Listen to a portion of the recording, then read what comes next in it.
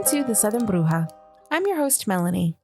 On today's episode, I sit down with author E.C. Hanson to discuss his debut collection of horror stories, All Things Deadly. Thank you so much, E.C. Hanson, for being with us today. So for listeners that are new to you, can you tell us a little bit about yourself? I guess 5 or 6 weeks ago, my debut horror collection came out, All Things Deadly Salem Stories. And prior to that, I attended NYU, and it was just a program for plays, screenplays, and TV. So I had kind of a bit of a transition once COVID started. So I think that's worth sharing. And then I work in schools, for primary work. I work in schools as a reading tutor and an adjunct professor. So kind of my world. That's very cool. What made you go from, I know you mentioned COVID, but to go from playwriting and screenwriting to horror novel? What was interesting was when I was at NYU for the longest time, it was just a 2-year program. I was writing all these just dark, somber family dramas, which is like my favorite thing to do. Like that's what I love writing the most. But at the same time, I guess I had enough scenes in there, I'm not going to sit here and be like, oh, I'm good at creating tension. But I remember just having read-throughs without actors, just the writers, my classmates, and they'd just be like, 2 or 3 people would get up and be like, oh, like I feel icky after all that. And then it turned into a conversation of like, you should write a horror script. You should write a horror script.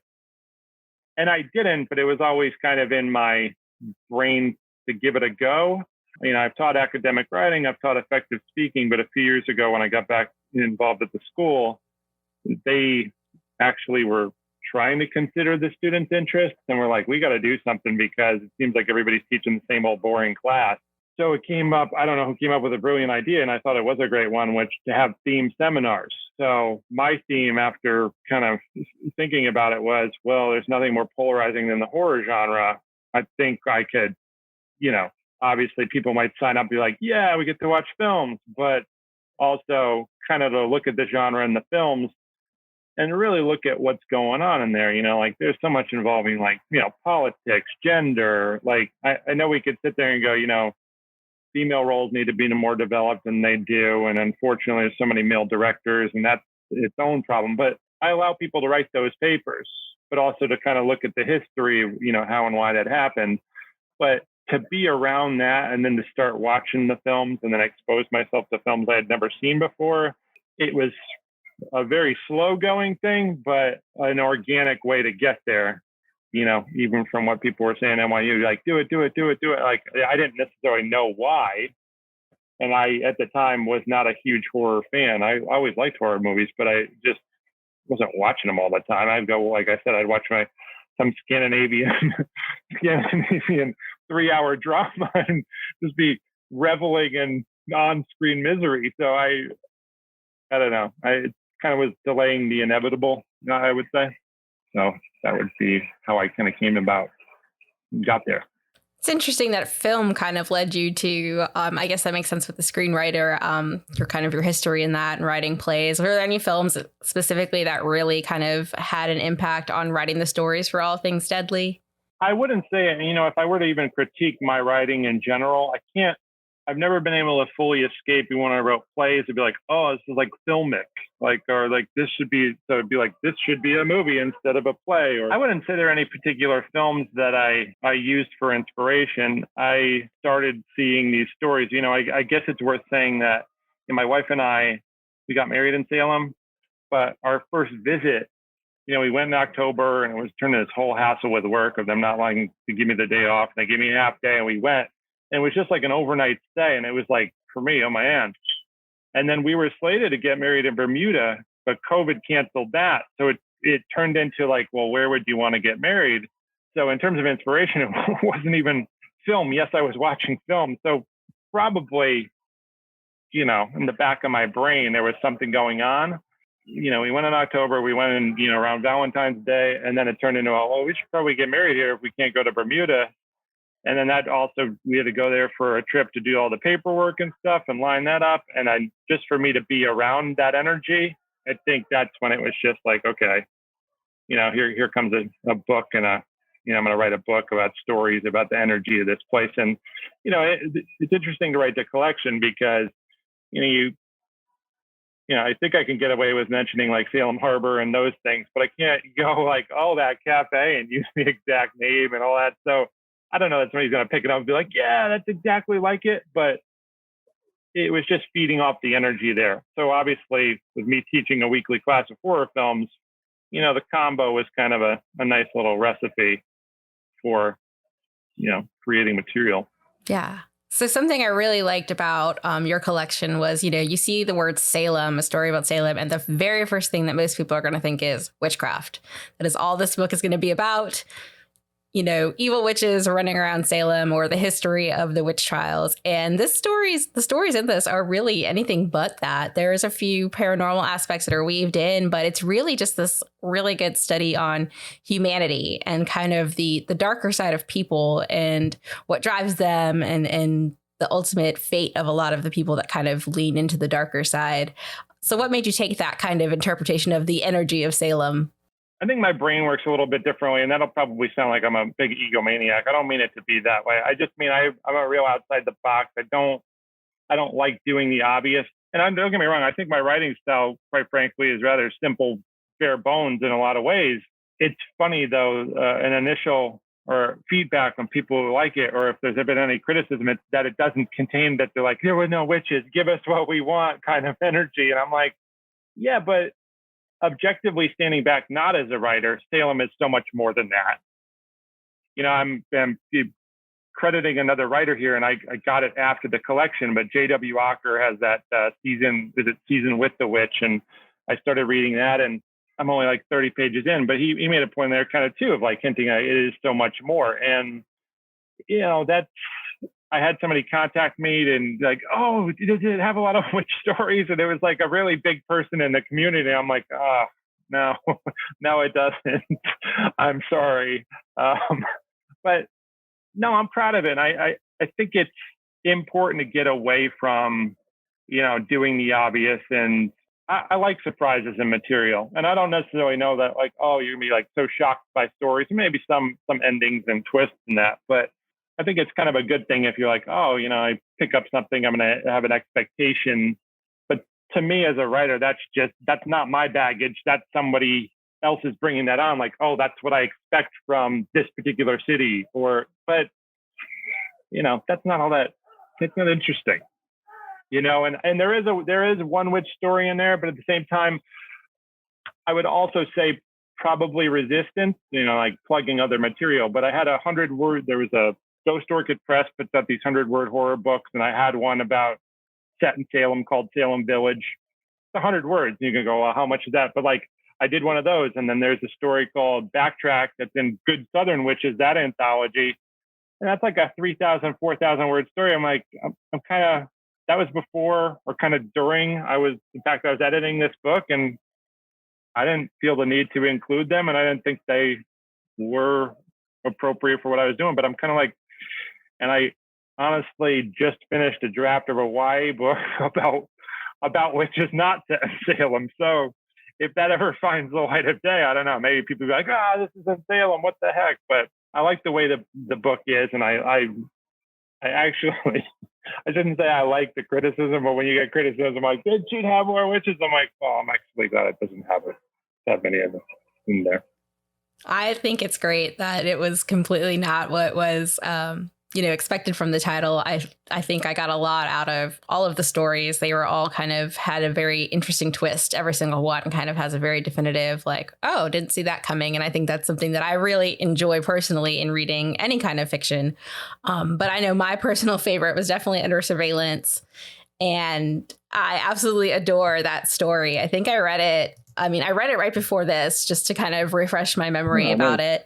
And also Red Couch was one that really kind of stuck with me as well. Oh, really? Red Couch? Yeah. I thought it was so creative and just kind of a tongue in cheek, like, I see what you did there kind of story. I really enjoyed those. And Under Surveillance was so different. You don't typically get a story written from the view of a house cat. So that was a lot of fun. And I'm a huge animal lover. So that was just by far my favorite of everything in the stories. But what's your favorite story in your anthology, if you had to pick one? I'm really fond of the 5-Day Fisherman, and I don't know that I feel like that's a story.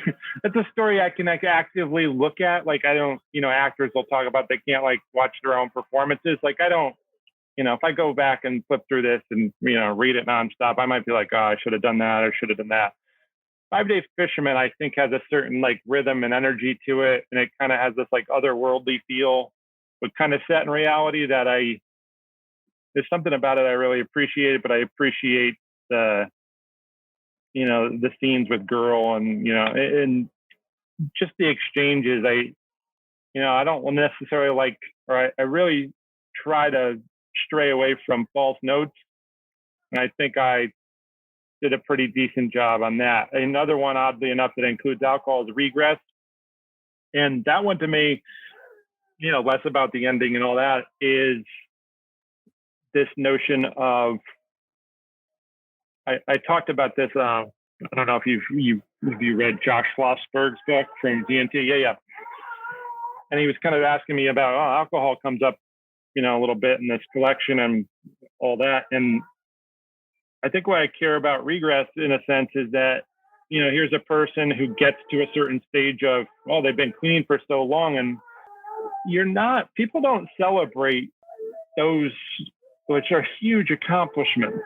And I'm not, trying to like use a fiction story to preach, but I think part of the heartbreak, like I had a coworker who barely read, and he goes, "Oh man, that one really bothered me." I was like, "Why?" He was like, "Really pulling for that guy," and I was like, "Well, yeah." And I think acknowledgement when you have drug or alcohol problems and you're clean or whatever it may be, like you live with like a constant stigma of like, "Oh, he's a drunk," or "She's a drunk," or "She's had a drug problem." It's like, okay, but are they clean? And like when somebody goes and gets help, like that's an accomplishment. There's so many people out there who don't. And I tried to, I don't know, kind of capture how you can exist with somebody and they don't acknowledge some of the biggest accomplishments in your life, which sometimes aren't, putting a book out, but it's staying clean or whatever. And, I remember talking to somebody recently, like, we're all sitting around and be like, "Oh, this guy died of a drug overdose." He's like, he was clean 17 years. Like, it's like, So I guess I tried to incorporate some of that in that story. I care about it. In all honesty, though, I think my best, the thing I care about most, which is going to sound strange, is the epilogue. I'm very pleased with that, only because it wasn't planned. That was not planned. So I don't know, on whatever morning that I wrote that, I don't know where that one kind of came from. And I don't map. I told somebody before, like if I can't do like a log line for it, like a 1 to 2 sentence thing about each story, I won't write it. And I didn't have anything for that planned. I didn't have like, here's my epilogue plan. I just sat down and wrote that. And then I was like, okay, I feeling pretty good about it. I just feel pretty darn good about that as an ending. So, in terms of that organically happening, I'm proud of that. But overall, I would say Regrets for the feelings I mentioned, and 5-Day Fisherman just because it's a little bit different and like it's kind of really matches my sensibility in life. So. It actually all fits kind of with something you wrote in your introduction, where you say a lot of it is, it's the doing that's really what matters, not really the end product. And I kind of love that that's kind of a part of Regress too, that story where, he, like you said, he did so much to get to where he was, and just he didn't have that moment of self-recognition where he's like, I'm doing great and I don't necessarily need my girlfriend to acknowledge it. And it was sad that she didn't, but there was just that moment. I think I know where your coworker is coming from. You were just kind of rooting for him to realize how great he had done. And that's kind of like the pull for that story. There's a lot of that in this book, where there's that moment where each person kind of has to make a decision, and that kind of ultimately colors the rest of their life, or the way that they end up in the story. I thought it was brilliant, to be honest. It's great.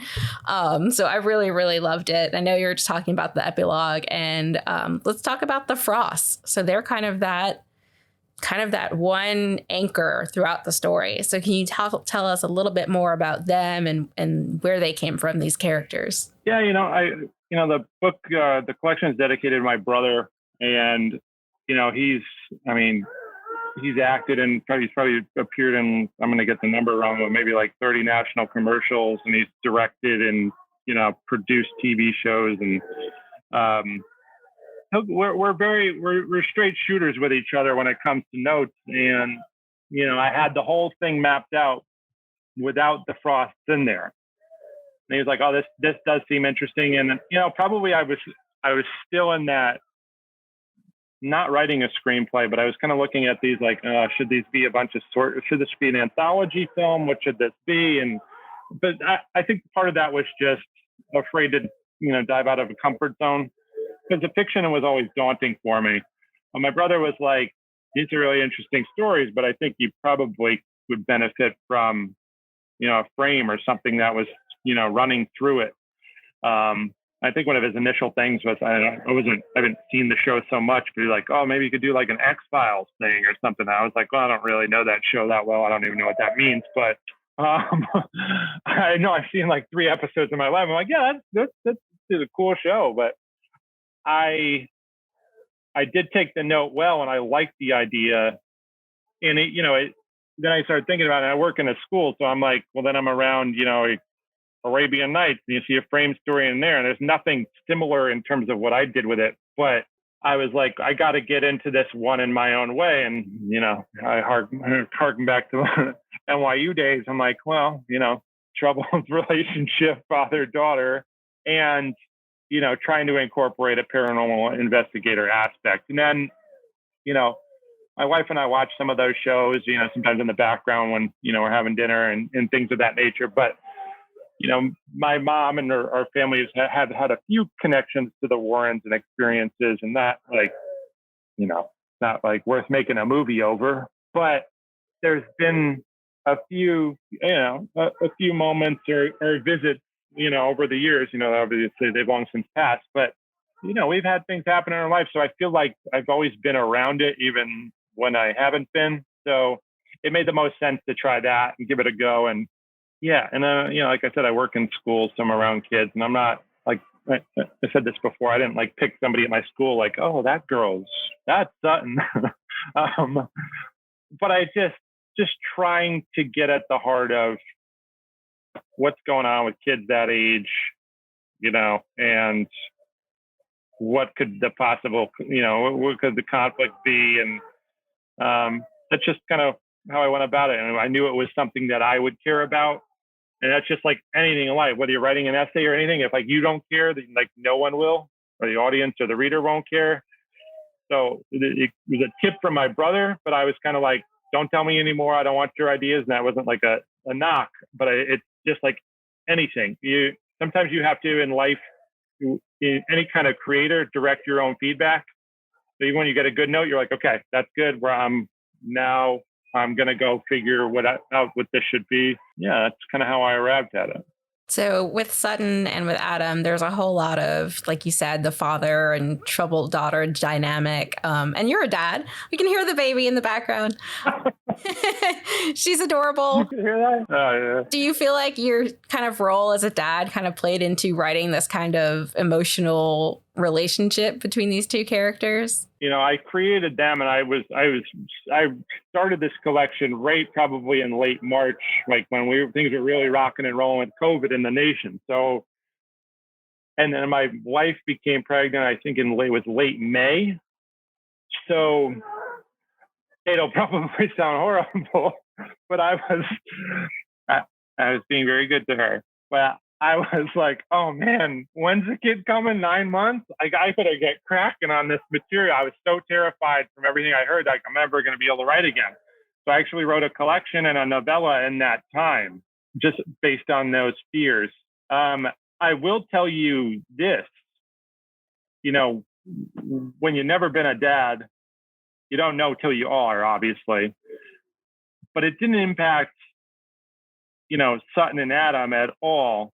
I will tell you, I think about them. I don't typically, I'm kind of a person like all about in terms of creative stuff and even contracts and all that stuff. I like finality. I'm like, well, what is like, just we're done with this. Like, let's just move on. I guess, being a dad and a new dad, I kind of look at that like, is there any unfinished business with those characters? And, that's, conversation maybe for another day. But I will say when I were getting close to releasing the book in the world, as a dad, Stalker 101 almost didn't make the cut by me. I almost had it removed. I didn't turn that into like a week-long, battle or headache, but I really was thinking about it. I was kind of concerned about it,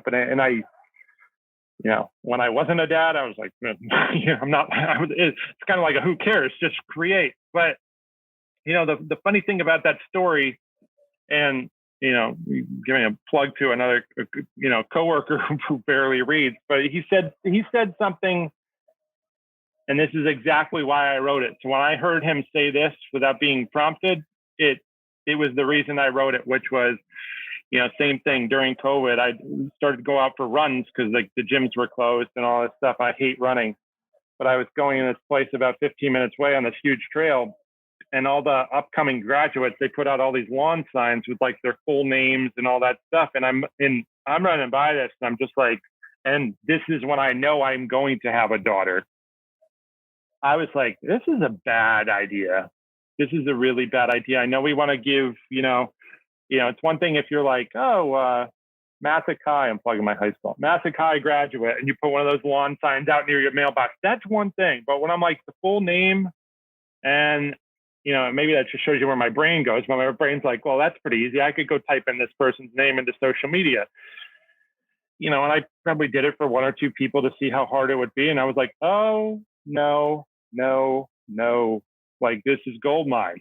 This is gold mine. And it scared me. And it scared me especially because I'm like, oh, no. And then I was sitting there going, in 14 years or 13 years, what's this going to be like? And technology and how easy it is to find somebody. And so I always do write, try to think of the things that scare me. But when I had a coworker say same thing, he was like, he travels with his son for sports all the time, similar thing. And he was just like, do you have a problem with it? He turns to a buddy. He's like, do you have a problem with that? They're putting out all the information. And he's like, yeah, that really scares me. And so when he read this story, I was like, well, okay, mission accomplished. But I guess I was just, because I work in schools, and that's really kind of, you have a man of a certain age, and then you have somebody, your targets are barely 18 or about to be, like, doesn't know whether they are. I thought that was really riding a pretty dangerous line.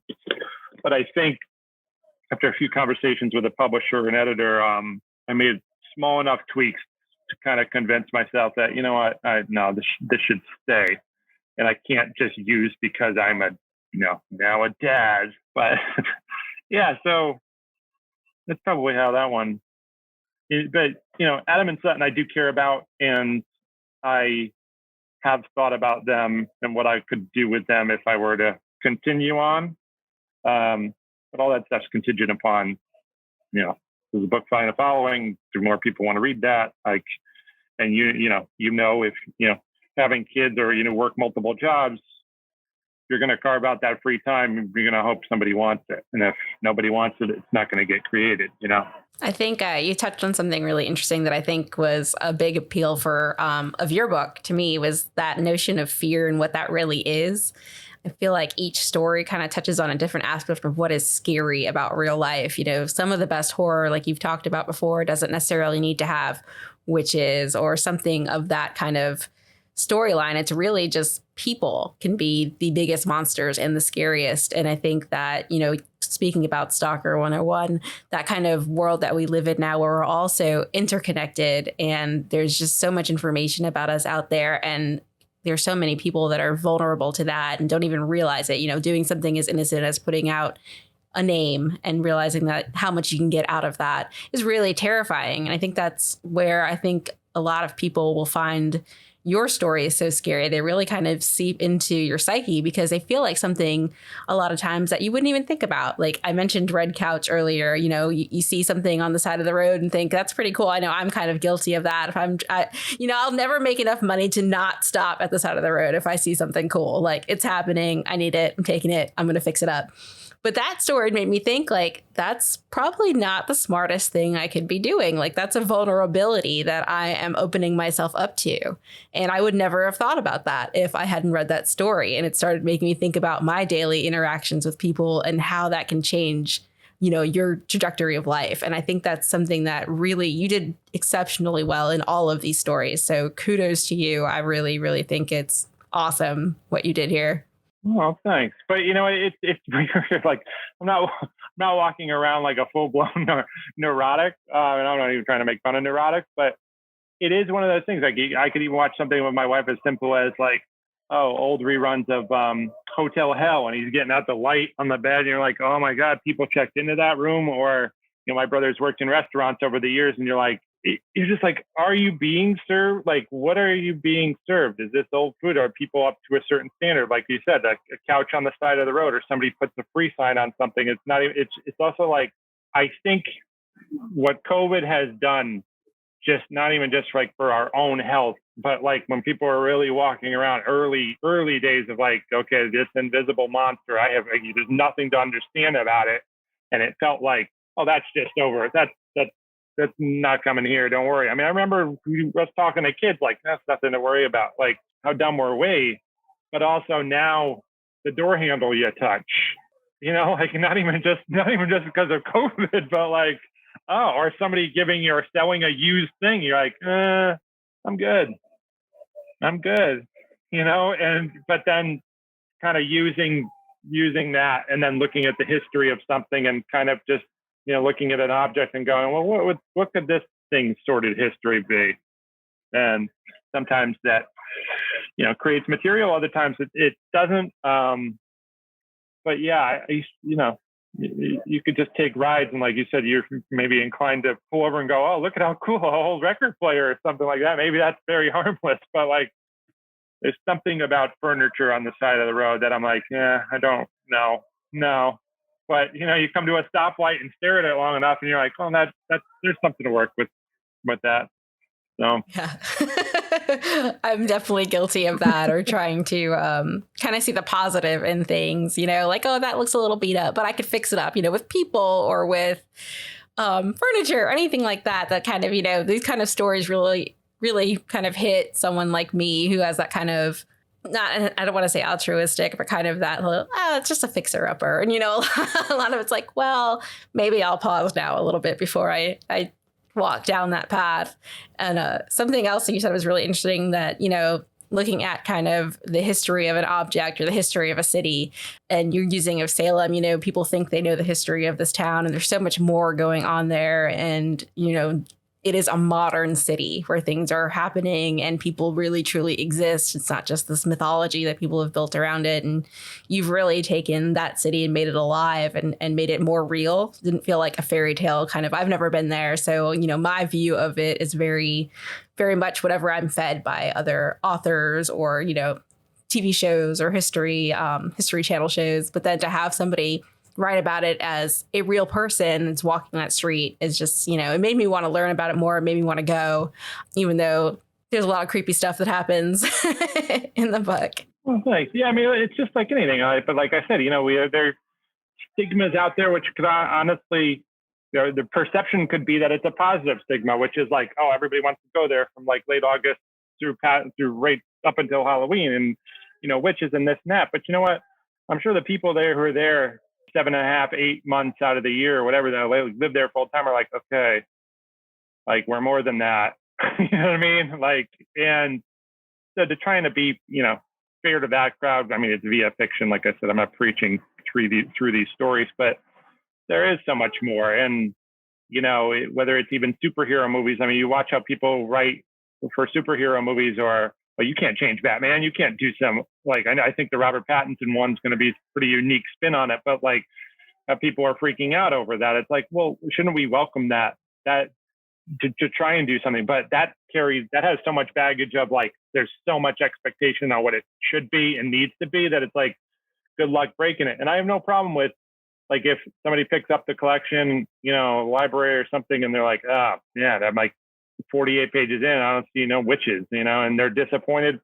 Not saying I don't care, you want them to continue with your book and all that, but those are dime a dozen, you know what I mean? And if it's not this year or next year, there's going to be another strictly witches thing, and somebody's going to pick that location. And but can you pick a location if you're going to fixate on setting? Can you pick a location and examine what it's known for, but also look beyond that and try and craft stories that kind of shed different light on what that city's about? So I like what you said before about there's so much more than that. I feel like that's kind of what you wrote into every single story. Every character is like, there's something more to them than what's just meeting the eye. And I think that's just kind of, you nailed what each story is. The story with the house cat, there's so much more going on than just a house cat, or the person that has an addiction. There's so much more under that surface than just their addiction. And I feel like a lot of your stories really touch on that. I mean, you even have a story on gender and race, and it's all there's so much more to every person in this book, every character, the entire city. So I think that's just like the best way to kind of explain what your anthology is more than that. It is more. Well, I know we're running low on time. So before we sign off, I just want to see if there was anything you wanted to tell our listeners, other than obviously go get their copy, All Things Deadly. I would tell people, my handle on Instagram is Haddonfield Hanson. And I recently did post this, and I'm not such a Jeff Bezos person, but, people and publishers care about Amazon reviews. So even if it's a quick rating or you read it, I have a standing offer to people. I'd send you a bonus story. So if you hit me up on Instagram, I would welcome that or do that for you. And overall, in terms of the future, I have a novella coming out in 2022, and that's called Wicked Blood. And that's just a standalone. I wrote it designed to be read in one sitting. So I hope folks like that. And that is actually ultra violent, and I hate violence, but this should be an interesting one, how that lands. But I should have clarification on release date in about a month or so, probably in like 4 to 5 weeks. So hopefully I'll be able to post info about that. Yes, you're going to come back here and talk about that when your book's ready to release, the novella? Yeah, absolutely. Sure. Awesome. Now and real quick about that before we wrap, that one's set in a farmhouse, and just basically an incident happens and 3 siblings are left alone, and they're in their teens. And that kind of really is an examination about behavior and being stranded, and, kind of a ticking time bomb of behavior within a house. And then, that kind of hints at the influence of horror movies. And I'm not trying to, it's not an essay, but, people will see that. But I'm proud of that one. And if I were to say anything, if people pick up this collection, one of my old professors who I just adore, one of the best advice that I ever got was, he was like frustrated with a lot of people, and he was just like, get weird. And we weren't writing horror. I was writing a Western and all this stuff, but he was just like film, and this isn't, the novel or the novella isn't a film or whatever, but like, he's like, people are weird. Like, human behavior is weird. Like, you get that into your material. And I think in early drafts, people, we were severely lacking in that, really examine people. And, people fixate on like, oh, I'm going to change the dialogue, or, and that's all they're listening for, instead of being like going out there and watching someone and go, why is that guy standing up and leaving the bench and going back to the bench and all this stuff. But like with the novella, I'm pretty proud of it because I really took that advice. And I got weird with form. I got weird with the situation. So if people like this one at all, I think you're in for another wild ride. So I'm pretty proud of it. Awesome. And I like that. Get weird. It's good advice. Definitely get weird. Yeah. Well, thank you so much. Pick up All Things Deadly. I loved it. I know people won't be disappointed if they get it. And I really, really appreciate you sitting down with me today. Well, thanks for talking to me. I appreciate it. If you enjoyed this episode and you'd like to help support the podcast, Please share it with others, post about it on social media, or leave a rating and review. To catch all the latest from me, you can follow me on Instagram at @the_southern_bruja and on Twitter at southern_bruja. Thanks for listening.